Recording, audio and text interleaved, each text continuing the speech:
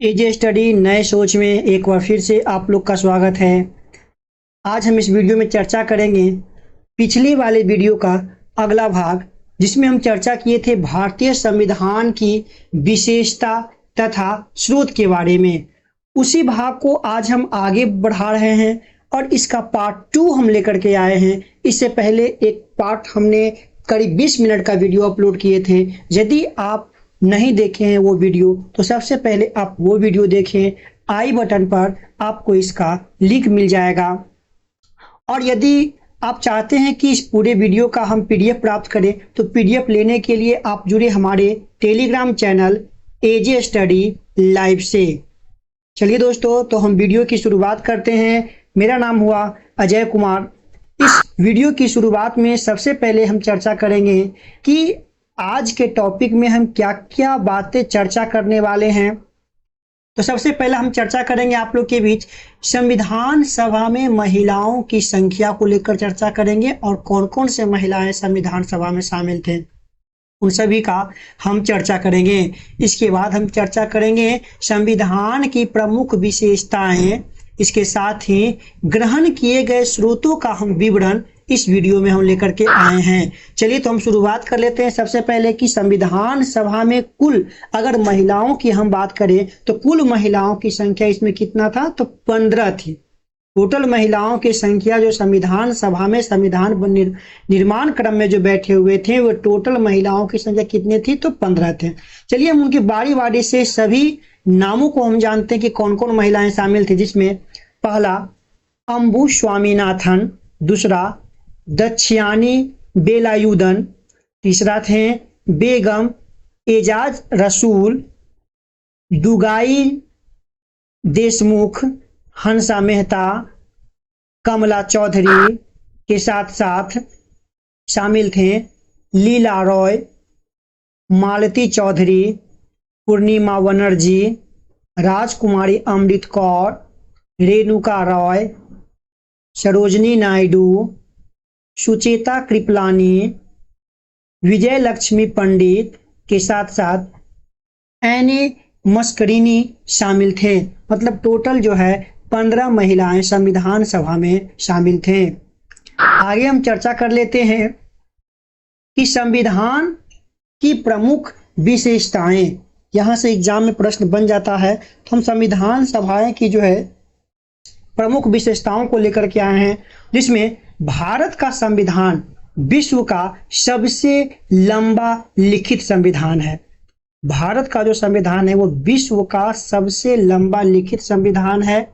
इसके साथ ही मूल संविधान में कुल 395 अनुच्छेद, 22 भाग और 8 अनुसूचियां थी। मूल संविधान की हम बात कर रहे हैं तो मूल संविधान में कुल 395 अनुच्छेद, 22 भाग और 8 अनुसूचियां हैं। नेक्स्ट हम बात करते हैं संविधान के मूल पाठ को 22 भागों में विभाजित किया गया था। संविधान के कुल मूल पाठ को कितने भागों में बांटा गया था, तो 22 भागों में बांटा गया था।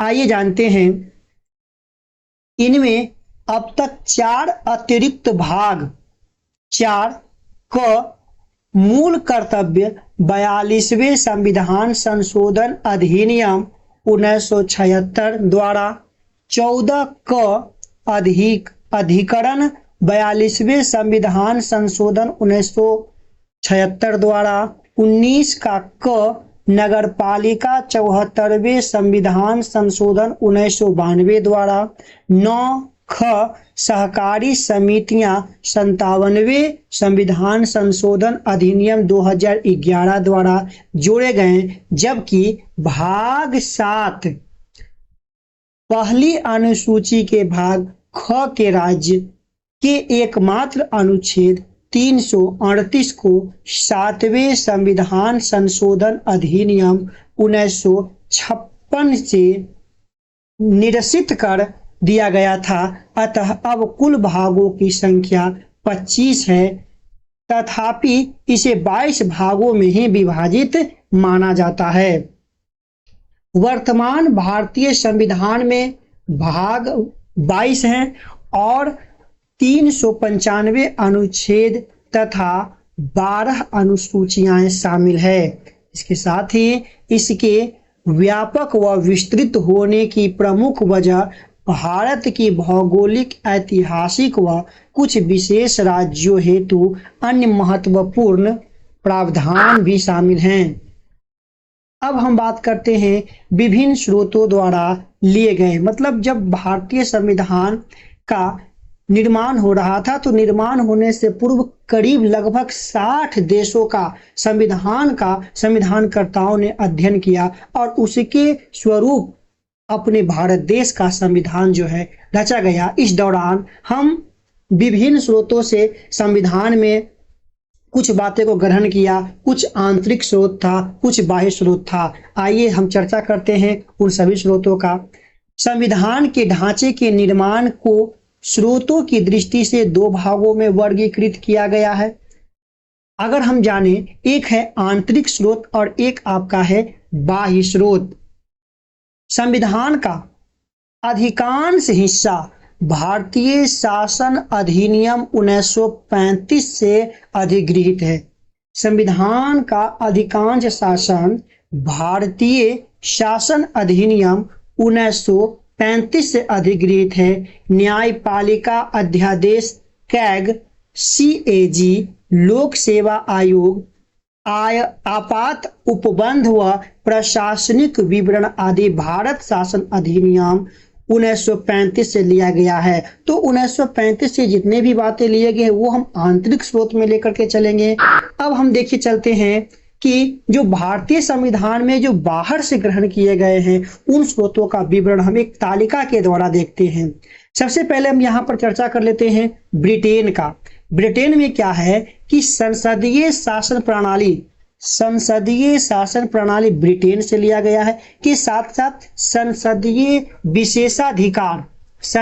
विशेषाधिकार, विधि का शासन, संवैधानिक रूप से राष्ट्रपति की स्थिति, विधायी प्रक्रिया, एकल नागरिकता, चुनाव में सर्वाधिक मत के आधार पर जीत की प्रक्रिया, मंत्रिमंडल प्रणाली, परमाधिकार लेख, ये सभी ब्रिटेन से लिए गए हैं। वीडियो को आप 2 से 3 बार देख लीजिए। वीडियो का PDF आपको मेरे टेलीग्राम चैनल पर मिल जाएगा, ठीक है। यदि आप इसका PDF लेना चाहते हैं तो टेलीग्राम डिस्क्रिप्शन के लिंक में मिलेगा या डायरेक्ट टेलीग्राम पर सर्च करें AJ स्टडी लाइव। चलिए आगे हम बात कर लेते हैं कि संयुक्त राज्य अमेरिका से क्या क्या लिया गया है, इसकी चर्चा कर लेते हैं कि मूल अधिकार संयुक्त राज्य अमेरिका से लिया गया है। न्यायिक पूर्वावलोकन, संविधान की सर्वोच्चता, निर्वाचित राष्ट्रपति व महाभियोग, उप राष्ट्रपति का पद भी कहां से लिया गया है, तो संयुक्त राज्य अमेरिका से लिया गया है। तो ये था ब्रिटेन, संयुक्त अमेरिका। अब चर्चा करते हैं कनाडा से कौन कौन सी बातें हमारे संविधान में जो लिया गया है उसमें से सबसे प्रमुख है एक सशक्त केंद्र के साथ अर्धसंघ सरकार का स्वरूप। एक सशक्त केंद्र के साथ अर्धसंघ सरकार का स्वरूप। फिर चर्चा है इसमें अवशिष्ट शक्तियां केंद्र के पास होगी। अवशिष्ट शक्तियां जो है केंद्र के पास होगी। हमारी जो भारतीय संविधान है संघात्मक होते हुए भी एकात्मक स्वरूप को क्या करता है, अपनी ओर ग्रहण किए हुए है। संघात्मक होते हुए भी एकात्मक स्वरूप को ग्रहण किए हुए, क्योंकि जो अवशिष्ट शक्तियां है वो किसमें है, केंद्र में शामिल है। शक्ति विभाजन जिसमें संघ एवं राज्य के बीच। राज्यपाल की नियुक्ति याद रखें कनाडा से लिया गया है। राज्यपाल की नियुक्ति कनाडा से लिया गया है। उच्चतम न्यायालय का परामर्शी न्याय निर्णय ये भी कनाडा से लिया गया है। अब चर्चा करते हैं आयरलैंड की चर्चा कर लेते हैं। तो राज्य के नीति निर्देशक तत्व DPSP जो है यह आयरलैंड के संविधान से ग्रहण किया गया है। आप लोग कमेंट करें कि राज्य के नीति निर्देशक तत्व संविधान के कौन से भाग में शामिल है।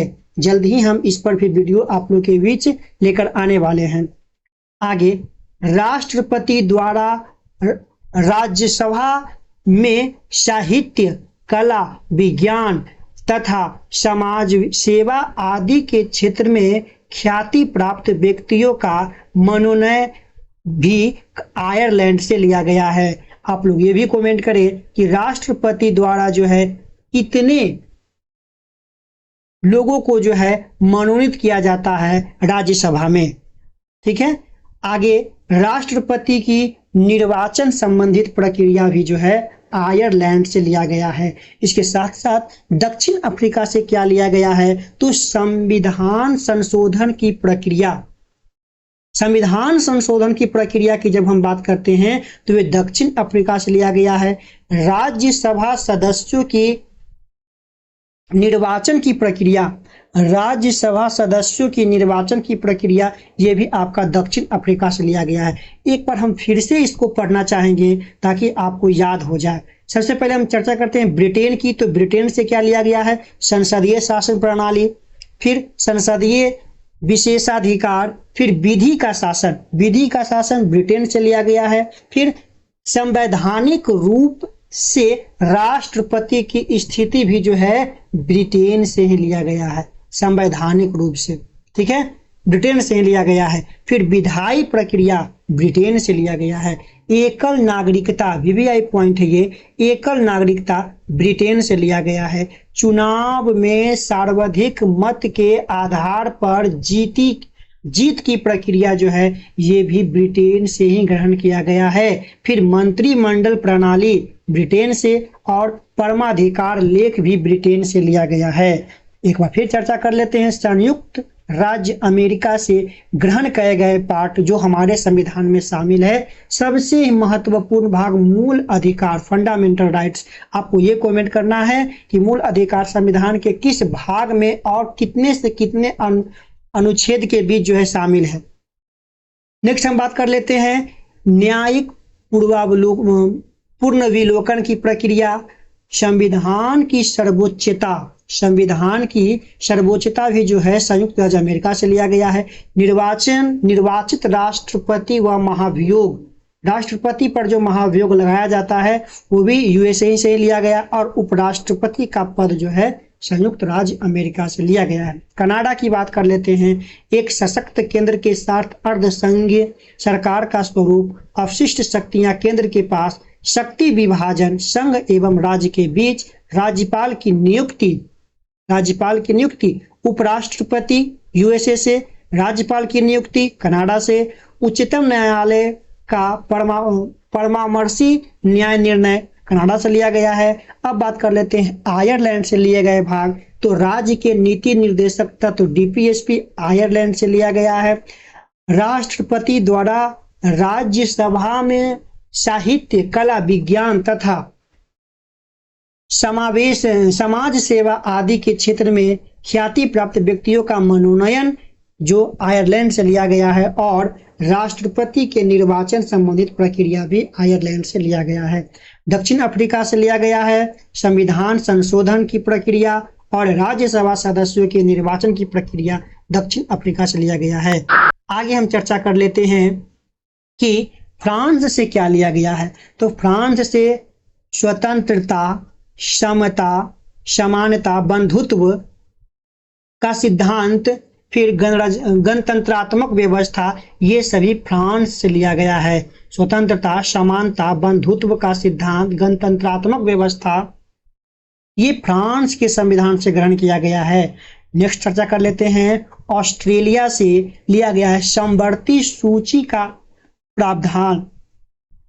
समवर्ती सूची का प्रावधान भी लिया गया ऑस्ट्रेलिया से। संसद के दोनों सदनों की संयुक्त बैठक, संसद के दोनों सदनों की संयुक्त बैठक ऑस्ट्रेलिया से लिया गया है।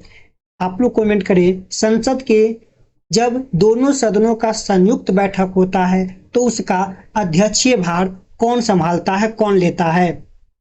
नेक्स्ट जर्मनी आपातकाल के दौरान मूल अधिकारों का निलंबन जर्मनी से लिया गया है। आपातकाल के दौरान मूल अधिकारों का निलंबन जर्मनी से लिया गया है।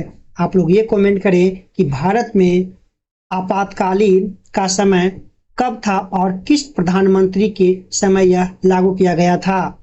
नेक्स्ट है जापान। जापान विधि द्वारा स्थापित प्रक्रिया जापान से लिया गया है। विधि द्वारा स्थापित प्रक्रिया जापान से लिया गया है। और पूर्व सोवियत संघ से जो है मूल कर्तव्य, फिर प्रस्तावना में सामाजिक, आर्थिक, राजनीतिक न्याय का आदर्श, ये पूर्व सोवियत संघ से ग्रहण किया गया है। तो ये था हमारा भारत का संविधान, जिसमें कुछ स्रोत जो आंतरिक स्रोत थे और कुछ बाह्य स्रोत थे। ठीक है, तो ये था आज का वीडियो को पूरा देखने के लिए बहुत बहुत धन्यवाद। यदि आप चैनल पर नए होते हैं तो चैनल को सब्सक्राइब, लाइक और अपने दोस्तों के साथ शेयर जरूर करें। वीडियो कैसा लगता है एक कमेंट के माध्यम से हमें बताएं। मिलते हैं अगले वीडियो में, तब तक दीजिए इजाजत। Bye bye.